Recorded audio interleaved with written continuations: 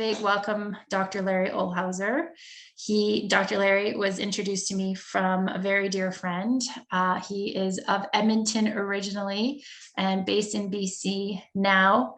And so we sort of share this common love of both Alberta and British Columbia and knowing how to speak both languages of the two provinces.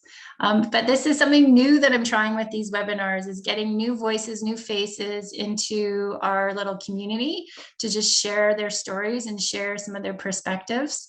So we're kicking it off with Dr. Larry. He is a recognized health expert, as you can see from his title. He is a doctor, no longer licensed. Is that the way to say it? I don't want to say former doctor because you're always a doctor. No longer licensed, and went on to become a recognized and acclaimed public speaker. I think we would categorize him as the Dr. Oz of Canada, traveling around talking about health, especially like in leadership circles. And that is something that we both share passionately about. As many of you who know me, I believe that in order to do our best work, we need to be at our best, mind, body, and soul. And so we both really share this passion for health and well-being and the importance of it in our leadership.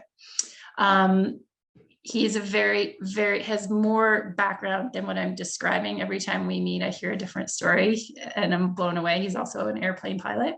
But the list could go on and on. So I just want to make sure I cover off everything I wanted to say. Yeah, I think that's it so far. So I'm going to turn the mic over to you, Larry, and welcome and thanks for showing up today. I know you're like squeezing us in between all of your different functions, calling in from Calgary. So over to you. All right, thank you. Thanks everybody for joining. So I'll never forget June 21st, 2003. My wife Kelly and I had just arrived in Copper Mountain, Colorado. We're there for a weekend couples retreat and I don't want to be there. Let me back up. I practiced medicine, I ran a big company. I had a great interest in trying to change the healthcare system because we had lost focus on the very people we're to serve, our patients, our clients. And I just figured if we could actually change this around, because I believe health is a value. Health service delivery is a process, and we could measure that, we could reward that, we could really change outcomes, but there was this great resistance.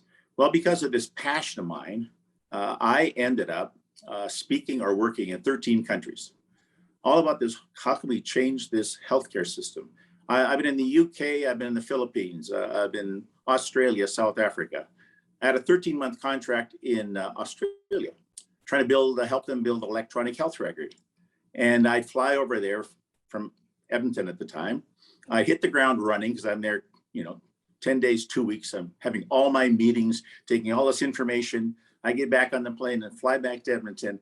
And I was flying sometime over Pango one day with a nice glass of scotch in my hand. I'm thinking, you are one smart boy. Like with the internet, you're keeping everybody in the world happy. Like, what a good deal. And what I really wasn't appreciating is when the sun went down in Edmonton where I lived, it was coming up in Sydney, Australia. And I was literally working 24/7.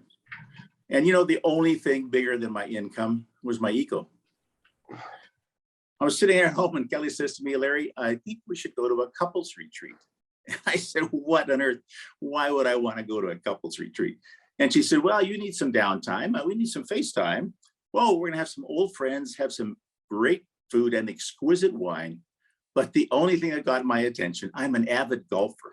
And the highest elevated golf course in North America is in Copper Mountain, Colorado. The first tee box is at 10,000 feet above sea level. And I began to dream how that ball is going to go off the first tee. So I said, sure, let's do this. So we get up at 5 in the morning, we fly to Denver, drive up to Copper Mountain. It is a gorgeous day, not a cloud in the sky. And Kelly said to me as we're checking in, the conference center was about a mile back. Do you mind if we just walk and get the cobwebs out of our brain, get some blood flowing? Sure, let's do this. Off we went. Took 6 minutes. First time in my life I got short of breath. Well, I did what you guys would do. I simply slowed down. Now my wife, I call her a double ADD. She's about 3 paces ahead of me. She said, come on, pick up the pace. What's wrong with you? And I said, whoa, what's wrong with you? I thought we're here to smell the roses. And she said, are you okay? I said, yeah, of course I'm okay. So we get to the conference center. I'm sitting there and I'm an MD, I have an airline pilot's license. So I went through a pretty thorough checklist.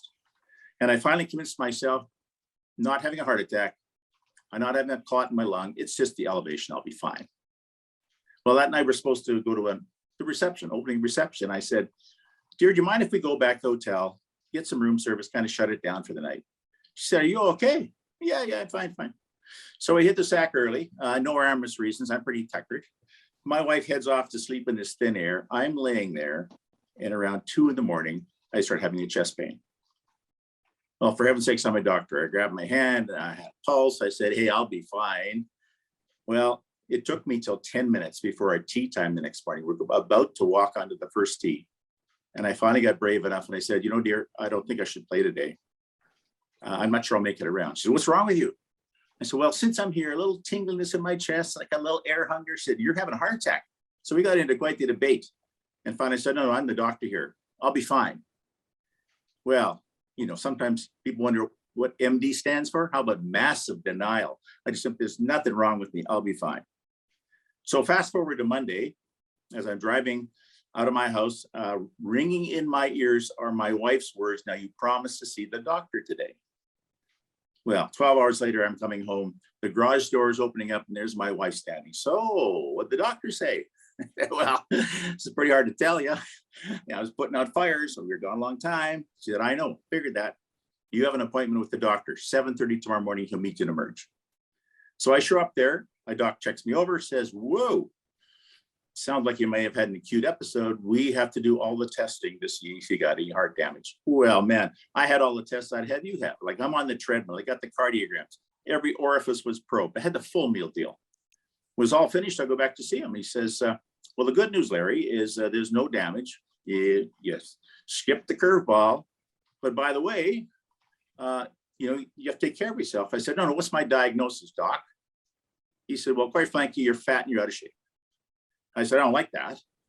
He said, well, let me be really blunt here, Larry. He said, I measure your belly size at 44 inches. You got so much fat here, it's pushing up. You got esophageal reflux. That's your chest pain. But it's really scary. Your blood pressure's up, your cholesterol's up, your triglyceride. And I said, okay, I get that. And then he did what thousands of doctors are doing today. He gave me 2 prescriptions and said, go home, take those, see me in 6 weeks. Well, I was so excited. No heart disease. I got a bottle of champagne. So Kelly and I are sitting on our deck toasting that we don't have any heart disease. And Kelly, who's a little more intuitive than I am, said, whoa, man, we've been pretty lucky. We've been scared to death the last couple of weeks thinking, what does this mean to us? Well, she said, remember that guy who was your mentor years ago? Number one, he said, you should write a book. You have this passion for helping people take responsibility for their health. You've never done that. Second, he said, you should join a peer-to-peer learning group. And of course, I said, I haven't got time. So first thing I did, I actually ripped up the prescriptions. I started researching, and it took me 3 years to write my book, The Healthy CEO. It's a harmony between your physical health, relational health, and financial health. And then I joined this unbelievable peer-to-peer mentoring group. And it was absolutely scary. So these were people around the table who were entrepreneurs, like one idea, they turned it into success. Not many of those people had post-secondary education. So I go in there thinking I'm the smartest guy in the room. I'm not. And I realized pretty quickly what I needed to do is have a group of people around me who I trusted, who had nothing of interest but to help me. And I stayed in this group for about 8 years. Well, with all my talking, I ended up dealing with a lot of CEOs. And there are many peer-to-peer learning groups, but one is called McKay CEO Forums. And I now have been a chair, have groups in Edmonton and Vancouver for about 12 years. And what I'm really impressed about is being able to create a culture for these very successful people to come in and share their stories, have people around them who are there to help them. In my groups, we talk about you don't lead your business, you lead your life. So what we try to do in my CEO forums is create a culture that, first of all, is non-judgmental. Nobody can tell you what to do. Nobody can tell you you're wrong. Secondly, it's very highly confidential. Everybody signs an NDA. Thirdly, we talk about you can't tell somebody what to do, but you can share your story. And thirdly, it's all about accountability. And so in my groups, I say, when you come into the meeting, I had a great meeting yesterday, you park your ego at the door and put on your leadership hat. We're to help you go from success to significance, because so many people are depending on you. So many people are watching you. You don't even know. And so what we want to be able to do is we're sitting around the table here and we're all this great mirror that you can look into, because you have the ability to lead and to change people's lives. So let me tell you about a McKay group. So there's a 12 to 14 members. They're usually CEOs or presidents. They should be in companies that have at least 10 million of revenue. And I'm lucky I have some really big players. They're all very clever people. They all are eager to learn, and they have nobody to talk to. They say, man, it's lonely at the top. So what I do with each of my members that come in, the first thing I do, come them in for a day to kick the tires and make sure they like each other. We vote on you because I have the lowest drop rate. We try to make sure there is a match. There's a match of personalities, of interests. People come from diverse backgrounds, diverse companies. And after about a half an hour, the first person will be there saying, like, this is where I want to live. So what I then sit down with each of my new members, and the first thing they have to do, I help them create what they believe their purpose in life. And to me, it's the most important thing is to understand, what would you like to get out of this life? And I don't coach them, or I don't belittle anything. One person said, I want to make so much money that I want to build hospitals that are free in Africa. One great fellow said, I just want to be healthy enough to play with my grandkids and mentor them. I have so much to give them, but I want them to spend time saying, why do you think you were put here on this earth? Secondly, is I like them to create their core values between 3 and 5. What are the things that are your bellwether, your North Star? Like when you make decisions, that's a good reference. Does it offend your core values? And if it does, is your core value wrong, or is your direction wrong? So once they join the group, we have 6 meetings a year. And to make sure we have a good understanding, every member will host a meeting about every 2 years. We meet at 8:30, have a little coffee, get to know each other. Then we have a speaker. And the speaker is on a topic that my members have an interest in. It might be somebody like Carolyn talking about leading when you don't think you have authority. Yesterday, we talked about mergers and acquisitions, or cybersecurity, or how do I deal with my children and giving them wealth. I'm really picky about bringing my speakers, as Carolyn would know, because I want each of my members at the end of that 90 minutes of the speaker to really have a take-home value. And in my groups, because we're such an accountable organization, and I tell my speakers beforehand, is when we're finished the talk and it's all over, we'll go around the room. And I'm going to invite every one of my members to give you feedback as a speaker on your content and style. But the most important thing is to share with the speaker, what is one thing I'm taking away from your talk today that I'm actually going to apply. The rest of the day, I have we call it Your World Update. As we said, our belief is you lead your life. So every member has 10 minutes to give a positive and a negative on their personal life, their family, and their business since the last time we met. And then do they have an issue or a challenge they're facing that they would like to share with the group?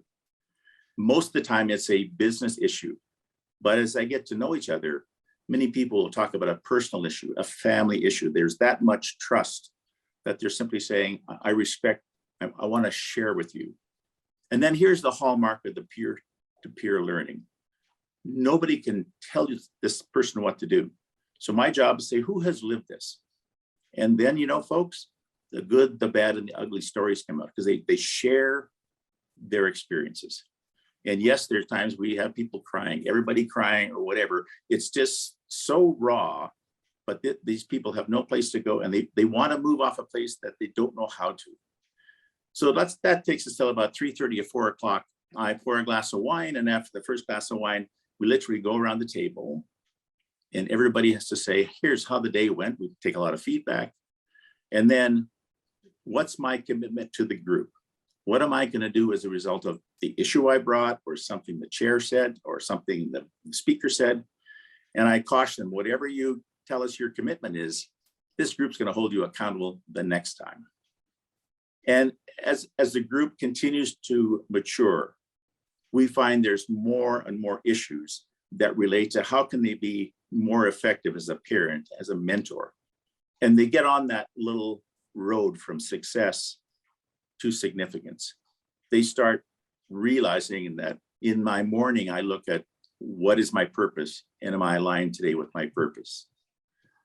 The group itself tends to rely on each other to make sure that they aren't thinking abnormally, or they're going in the right track for their purpose. In order to stay on track, I'm going to suggest to you that there are some simple tasks that you can do if you want your journey to go from success to significance. And the first is no different than my members. Spend some time, many times with a close friend or a confidant. Try to define your purpose. It's probably the most important thing you can do. Then, as I said, create your core values, your bellwether. And if a trusted friend, you say, is this reflective of me? Then thirdly, put down a goal. And I suggest 3 goals in your personal life, your family, and your business.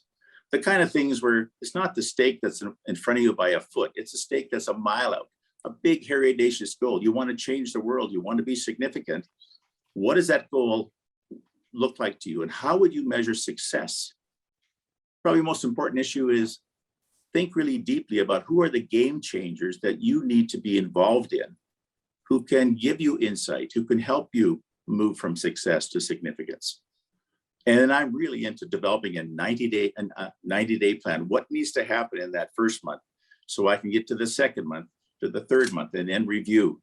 And if you create that process and use discipline, and you have the ability to run this by people, in our groups, it's a peer-to-peer group, it is absolutely amazing how I and our members can see people moving slowly along the continuum. They're all successful by most means coming to my group. And to watch these people, in my view, mature and realize that they are meeting their purpose is probably the most exciting thing that I can see, which aligns with my purpose, is to help individuals who choose to go from success to significance. So one of the things I want to share with you, all of us need a bellwether or a check-in. And many, many years ago, I had a wonderful mentor who suggested something, and literally almost every night of my life, when I'm in bed before I go to sleep, I ask myself 4 questions. And if you have a pencil, you probably should write this down. The first question I ask myself is, am I loved? The most important human need is to feel loved. Second one, do I love somebody? And I can just roll over and make sure I complete that. My wife's beside me, but sometimes things get in the road. I can stop that issue right now, answer first 2 questions. Yes, I'm loved. I love somebody. The third question is, do I feel worthwhile to others? What have I done today that actually has made a difference in people's lives? And lastly, my question to myself is, do I feel worthwhile? And I can guarantee you, if you ask yourself those questions and you authentically answer, and those answers are yes, you will go to sleep. Pick any of those questions that you struggle with answering yes, and you'll lay awake fussing and fussing and fussing. For me, it's a bellwether. It aligns with, was it a good day? And if it wasn't, how can I change that? Because of my passion to move from success to significance. Before I open up for questions, I want to share one story with you. So Kelly and I were dating for several years, and we started having talks about getting married. And of course, we had been there before. So we both said, hey, we don't want a good marriage. If we're going to get married, it has to be a great marriage. What does that actually look like? So we agreed to that. And that's our bellwether. So several years ago, we're all gussied up for a gala event just before Christmas. And, we're sitting around having cocktails, with ridiculous talk with people we hardly know, waiting for the big gala to start.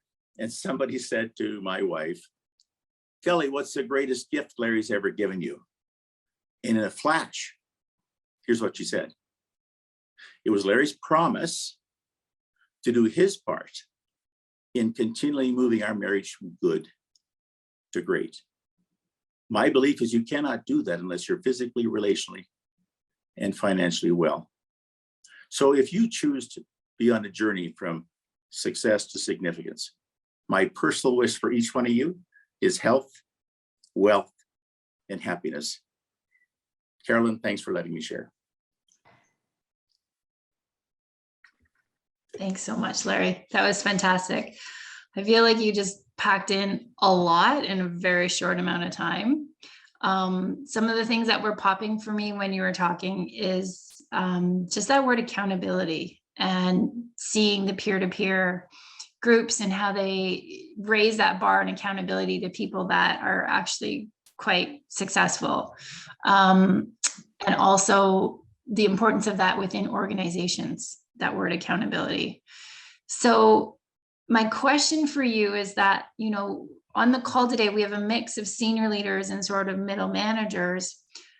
How do you build in that accountability at, let's say, a level where you might not be a CEO or an owner? Like, what do you say sort of about, you know, everyday people around trying to raise the bar on accountability in our lives? Because I can tell you, I've bought a lot of supplements in the last couple of years, and like, this is just really small, but I'm really good at buying supplements, but I'm not very good at like taking them. But that's just like a tiny, tiny example. What do you say about accountability overall? Thank you. So, you know, each of us have leadership potential, and whatever stage we are, we're on that path. So I actually break down accountability and looking at it two ways. There's the word responsibility and accountability. I think CEOs, the people at the top of the ladder, they are accountable for results of the organization. People below them should be authorized, encouraged to be responsible for putting the processes in place to get to the goal. So if you're in that middle management, you might not have your thumb on you to say, here's our result, but your job is to say, I will do whatever I need to put the processes in place. I'll be responsible so we can get to that goal that my leader wants to be. And I tell you, in an organization that I've been involved in and watch, it does so much more for what you call your middle managed people on the call here. When you're giving that, when somebody above you gives that authority and rewards you to that and gives it to you and leaves you alone, and you take that on, that's a step in you moving to something of significance. You may be tapped for, you know, a higher job. So accountability is making sure there are results. Responsibility is putting things in place. So to answer your hypothetical question, which is probably real, Yes. What's lacking for you is the responsibility, setting the processes in place. Right. So there's lots of tools for that. You know, you could ask your husband to nag at you if you don't take your supplements, etc. The accountability is your hope to be healthy. So that's, but really you're not going to get there until you set up the processes. So you are responsible for the process and you are accountable for your good health. I like that. I like that. Group, does anybody have any questions for Dr. Larry about, you know, purpose, about peer groups, about accountability, about his experience? I don't have a question. I have a statement that Larry and Kelly have a great marriage. Yeah. They really do. And I've seen it firsthand. So it's amazing what they put into that marriage to make it work. It seems easy when you see it, when you're around it, but I know it's not. I know that it's something that they both pursue. Thank you. Fantastic. Fantastic. Paid political announced by Larry. Can you tell us a little bit about what you put into that, like, original, what I wrote down was, what does a great marriage look like? Can you tell us a little bit about, like, what helped you guys shape answering that question? Well, some of the things, and of course, some of the things evolve, but most important thing is I'm not responsible for her happiness, and she's not responsible for mine. I'm responsible for enhancing her happiness. I make sure I don't stand in the road of her ambitions. It's too easy to be negative, Nancy. So constantly we talk about Are you below the bar of negativity, and pull yourself up above the bar? If you're having a bad day, you get 3 minutes to be negative, and then let's move on. You can pull yourself. It's dealing with the issue before the lights go out. It's so easy just to carry this frustration. I'll show you. I'm not going to talk to you. This is no sense. It's negative energy. So one of the things we agree on, they're energy suckers and they're energy givers. We choose to be energy givers, and it's infectious. The other thing is, it's not what you know, it's what you do with what you know. So if Kelly has a passion for something, just because she knows that doesn't make a difference. But if I can encourage her to make use of what she knows, that's powerful. It's powerful to be so proud that that's my partner, but also to see the joy she has. So there's lots of things we've talked about, but those are the first things that come to mind. It's been 20-some years ago when we built this. It's But we live. fantastic. Mhm. That's fantastic. I don't personally think I've ever been that intentional around designing what a great marriage looks like. I don't know. Norris, have you? Is that a conversation you and your wife have had? No? No, sorry. Heartland, I'm going to put you on the spot. Is that something you and your wife have ever talked about? I've had, I'm eating. No problem. I've had these discussions in the past, and they go in fits and starts. So, yeah, it's just the reminders like this that Yeah. I think are important, because we now fall back on bad habits maybe, or maybe just kind of didn't use that tool in the toolbox because we'd forgotten about it. It's got too much dust on it. So Carolyn, if I could say that what's really common, like in my groups, when we say, so every year each member of my group must do their business plan for the year. And I simply say, there are 3 areas: your personal life, your family, and your business. I want you to set 3 goals. I'll tell you within 2 minutes, they've got 6 goals in business. They've got 1 in the family, and they're struggling personally because it's just something that doesn't come natural to us.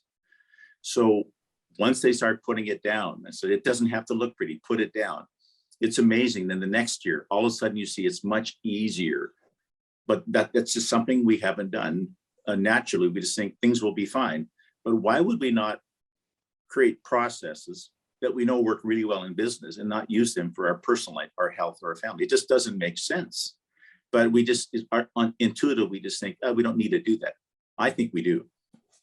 And I would agree with you on that. And actually something that trips me up quite often is that I just assume everybody's doing it. And so I'm going to put everybody on the spot here. I know one person on this call that definitely doesn't, Mr. McLean. How many of you have a process personally for setting goals? Like, we're sort of halfway through April into the second quarter. Put up your hand, honestly, if you have a process for setting personal or professional goals, like an appointment in your calendar. They're done, they're on your wall. Like, be honest, who has put up their hand? Who has a process for setting goals? And it's like living by it. Okay, so we've got Lorinda, Doug, Heartland, and then Nikki's weighed in here with the chat in the chat. So yeah, I'm always sort of amazed that I assume people set goals, but then that they don't. And everybody's version of a goal is so varied and different as well. So, Caroline, it's good that it's varied, because there is no, set what worked for you. But let me tell you something really encouraging. So we have 5 kids and 7 grandkids now, and to watch our children who weren't told to do this naturally and see them do it with their kids. It's like, you never listen to me when you're at home. Now you're all of a sudden mimicking me. Yeah. But they mimic you because you're role modeling them without knowing. You're actually mentoring them, and you're not doing it on purpose. They're seeing what you walk and what you talk. So to me, it doesn't matter how articulate or not your goal is. It's developing that process. So one of the best ways to do it is, everybody's so excited the first month of the year. So just before the last day of January, we'll sit down and we'll start this process. Because we always have reason, I'll do it next week. Something else came up. It's not that important. It actually is. And do you do it with Kelly? Yes. And your kids have seen that over the years. Yes, they do. And now they, you know, they do it themselves. I was visiting my daughter and grandson number, he's 3 months, you know, and they were having some issues, and I could see how she was unfolding. And this is the thing we talked about. You know? She didn't say we have structure and process, but I saw how her mind was thinking, and it brought a tear to my eye, but I didn't show that. It's what she wanted to say. Doug, I want to ask you about your process, because you really have created a practice ritual. Like, do you do it more than just annually? Yeah, I do it the first Saturday of every month, basically. So I'll go and I mean, Carolyn, it's a credit to you. You're the one that introduced it to me back years ago, and I've really done it almost every month for 10 years. So, and that's not to say I accomplish every goal that I have, but I'll do them. I'll do the annual ones at the start of, you know, usually New Year's Eve, and then every month I'll go through and you know, continue to build on them. And like I said, I don't accomplish them all every month. That's the one thing I want to continue to get better at, but I definitely get more done by doing it than I certainly did in the past without doing them. And good for you. Like, you just have this ritual, you got your cinnamon bun, you got your coffee, and away you go. Yeah, pretty Carolyn, much. can I jump in and how we can tie this to a peer learning? Because we need a process that we're inviting someone to hold us accountable. Right. It's nice to have one person, but if you have 12 around the table that you respect. Let me give an absolute example in one of my CEO groups. This fellow was changing the world. He had a CFO he loved, was long, but he said that guy would get all the deadlines, do everything. He wanted to talk about mergers and acquisitions. He wanted to think differently, and this person cannot do that.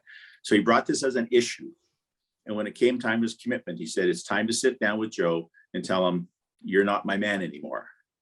So that's a commitment to the group. So the next time we meet, Joe says, I'm really sorry, guys, but I just, you know, couldn't do it. The second month that we're meeting, the second meeting, we're at a golf club and there's a bunch of windows and he's late, and that's not him. So I go out looking for him, and I see him in the parking lot in his car on the phone. Well, okay, CEO sit on the phone. That's right. He comes in, he sits down, he says, sorry, I'm late. I was in the parking lot on my phone, firing the CFO because I couldn't stand you guys. You see, that's the power of peer-to-peer learning. Like, I don't know about the guy on the other end though, like getting the phone call, but the power was there, but like the action wasn't maybe that. It was a bad action, but I'm talking about the power of a peer-to-peer group. Yes. Yes, he was told that there might have been a better way to do that, but Yes. the power of saying, I will disappoint people I trust, and I can't have that. Right, right.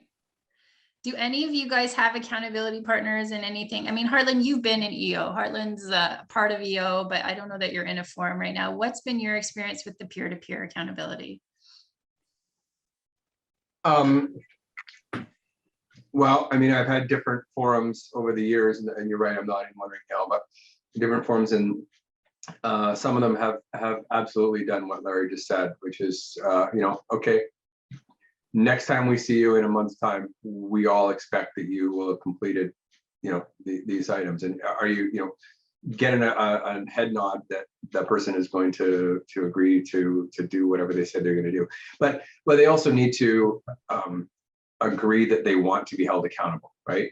So you know, and sometimes the person will offer it up. Sometimes if there's a good moderator in the group, the moderator will ask them, would you like us to hold you accountable to this? And the person says yes or no, usually yes. And then they, you know, everybody's excited to hear back. How did it go? How did it go? It's kind of the first thing that people will ask them before they even start the meeting. And so I've absolutely had that. It just depends on the group and the dynamic and whatnot.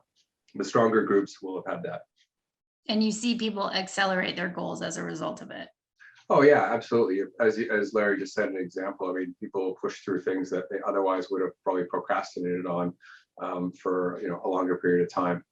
So that being held accountable and the commitment level, you know, that there's a higher standard of commitment there that's made to that group in particular, whether it's McKay or EO or whatever. But it's not like you just tell your wife or your friend that you're going to do something, but there's a very high expectation that if you say you're going to do it, you're going to do it. And those also align with the values of the group as well, that are set in the beginning. So so you're out of alignment. If accountability or integrity or whatnot are values that were identified, and then you're not aligned with those. And you just call it out. You call it out. Mm. Yeah. So we've talked about accountability. We've talked about peer forum groups being a great process for setting accountability. We've talked about the importance of having a process for goal setting. Half of us set goals, half of us don't. I want to talk about, unless anybody has a question. Does anybody have a question? Okay. I want to talk about purpose, because purpose is a topic that is always so sparkly and shiny, and everybody talks about the why, and I agree with it. But sort of like a strategic plan, I feel like people have the conversation once and they talk about it, and then it like goes in the desk drawer and gets forgotten about. What are you seeing, Dr. Larry, and even anybody else after he speaks? What are you guys seeing in your networks around keeping purpose alive, both personally, like individually, and within organizations? How do we keep purpose like alive and meaningful, and not just this like aspirational statement we once created? You said something about that in your group, so I want to just circle back to that. Well, the first thing I find out that most people, when they talk about purpose, it will be a mess at the start. It's an evergreening thing. It's something we struggle with. So we bring it back on a regular basis. But for us, our group, just once a year, to say, is now that a year's behind us, have there external factors, have things changed, which change your direction? I just sold my company for $100 million. My purpose now is, I have this. So the important thing is that it's evergreen, because we need to revisit it in our personal life. The most important thing, it's something that has to be first of mind. So in our group, we say, so when you get up in the morning, do you repeat your purpose? And what am I doing today that satisfies my purpose? If nothing on my books and nothing on my calendar says it really helped my purpose, have I got that wrong, or I got the day wrong? And so it's just a way of keeping it front of mind. And I know the pretty pictures on the wall are good, but the real clever organizations, when they have someone have a 30-minute meeting every Monday morning, they call it a trickle down thing. And the first thing they say is, we're looking for an example that you witnessed that was an example of our employees or you living our purpose. And it becomes real. I saw Mary do this, which says honesty above friendship or something. And so they start looking, and then it becomes a real live statement, not just a statement on the wall. So there's things that we can do. So as a couple, you might say, if my purpose is this, give me an example. What did you see me doing this week, Kelly, that aligned with my purpose, or am I way offside? It's a really good North Star bellwether. But in business, it's helping everybody in our team understand that that's why we're here, and show me examples of that. Awesome. I'm curious to hear from the rest of you, because you guys all have very, very varied backgrounds. Nikki, can I put you on the spot here? Yeah, I think the happiness one for me, the health, wealth, and happiness, was a huge eye opener, because it's something that I know is incredibly important for me and the team that I work alongside, but it's nothing that I've ever really focused time and energy in creating a goal for. And I wouldn't even know where to start, to be honest. So it's something that I'm going to have to go and have a think about. But the accountability and reminding yourself of the purpose, I think you're right in saying that you can get it from all aspects of your life, and with your friends and your family. And Norris and Riho are on the call today. I'll touch base with you after this and see if we can maybe create a little accountability bubble together. Oh, I love that. That's great. Nikki, can you go into the happiness? Because in the statement you said never set a goal on happiness. Tell us, like, what are you saying there? More so that I know it's important to be happy. I know that the value it provides in life, but I've never actually sat down and went, how do I create happiness in my life, and how do I set a goal around it? So that's something that I'm going to take away from this. It's I know where I want from a money perspective. I know that I want to be healthy, but I've never really thought about what makes me happy. Fulfilled, happy. Yeah. I feel like happiness, I'm just going to riff here for a second. Happiness is a byproduct of you being engaged in your purpose. of you, it's a byproduct, you know what I mean? And that, well, it's a byproduct. I love, Larry, what you said about like, when I see my spouse's passion for something, I'm going to encourage that. So it's like, what are your passions? How do you like really feed and fuel that to achieve that sort of fulfillment? I do think though, I don't know about you guys, but when I was little, every day my mom used to yell at us when we walked out the door. She would say, "Have a happy day." And it was like this big joke in our family, because she's 9 times out of 10, she was in bed, because the night before she was a realtor. She was probably up till 11 o'clock at night doing a deal. So she would yell from her bed to her kids as they're walking out the door. We fed ourselves, we made our own lunches, "Have a happy day." And that the message that she was giving us, Nikki, is that our happiness is our choice, and that we have to choose happiness. And that, so I could just go on on this topic, but I just want to like clarify a little bit. Don't make happiness the goal. Make the activities, the passions, the pursuit, the purpose that fuel happiness number one, the goal, and that allow happiness to be a byproduct. And that Can I jump in everyone's, on that? yeah. This could, Happiness and unhappiness are a choice. But Yeah. you're right, it is the product. A good tool that you can practice is being grateful. yeah, And when my kids or somebody would be struggling and the world's really bad, right? I'd say, all I want you to do in the morning is write down 3 things you're grateful for, as silly as it sounds. My mother made me toast. It changes a hormone in your body that makes you feel better. But if we don't say it, so start by either writing it down or saying it. I'm grateful for, and then as this continues and you get the good hormones flowing, you will have the result, which I feel happier. So you're right. Thanks for bringing that up. But we have tools. I'll tell you, I was involved in a really terrible organization that was going to split up, and they brought me in to kill everybody and shut it down.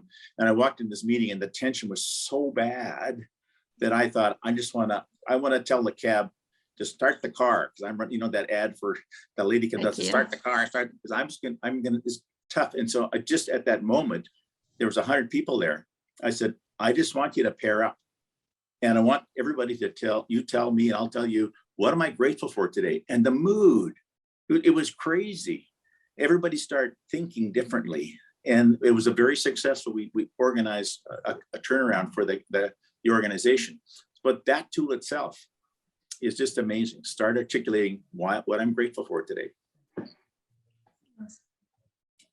All right, Daz, I'm going to put you on the spot. We've been talking about so much. What's been meaningful for you as it relates? What's popping to you? Either a good reminder or a takeaway? What's popping? I think the last part for sure is gratitude. I do that every night, actually. Like, I have an app that kind of prompts you what made you laugh today or what made you smile today. And even if you're having a really bad day, I think you can always still find something happy or that'll make you feel better about the day. Because there's always one thing, even as little as it is. So that's a big thing. I think, the talk about setting goals for happiness and it being a byproduct. I think like the health and wealth relates to that for sure. So yeah, it's a good reminder for sure. Just setting goals around that. And being more mindful and purposeful about it. Jasmine, what's that app that you're using? Oh, it's called Grateful. I'll find it and I'll stick it in the chat.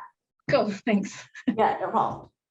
Rio, I want to hear from you. What's been meaningful for you so far? I think definitely the gratitude part actually pops up as well. So one thing that I started doing from a couple months ago is I do my prayers before I eat. I just find it easier. I'm not religious, but I just find it helpful. Like when I think about what I'm thankful for throughout the day, I usually pray for random people, like whoever I interact with throughout the day, and then everyone needs to eat. So I just like remind myself, like thank for like the food I'm getting and everything. I'm grateful. I just find it really helpful, like the flow of energy. And I agree that changes probably the hormones as well. And recently I actually heard this podcast. It's a great podcast from Huberman it's called Huberman Lab. They actually talk about how this grateful practice actually helps with dopamine, helps with a lot of neurotransmitters. So that's something that I've been doing, and that's been helping. And for the goal setting, I think I'm still exploring, and it's eye-opening for me. I probably need to dig into more for that part. Yeah. Awesome. Awesome. All right, Lorinda, I'm gonna put you on the spot and then we'll start wrapping up. What was popping for you? What's most meaningful out of everything that we've talked about in terms of success to significance? I think the goal setting for me is more, I've got to focus or change the goal setting from sort of a to-do list, just getting things accomplished, as on a daily basis, as opposed to a longer term look. And that's probably what I've taken from here in terms of goal setting. The happiness part, I think I've tried for the last few years to make sure that I'm really pushing my happiness on other people, in the sense that I let them know what they mean to me. And that seems to work for both of us. Given what that person in their life and my life has done, and then letting them know it's a pretty strong commitment. And it seems to enrich both. Fantastic. Right. Fantastic. I think that's a beautiful way to end.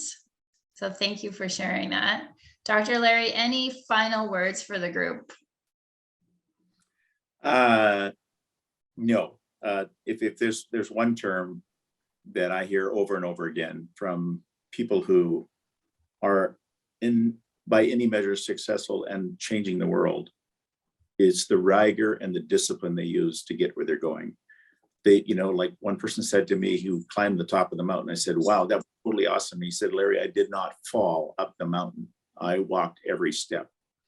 And so if I want to make a change, then I have a commitment and get the discipline to do it.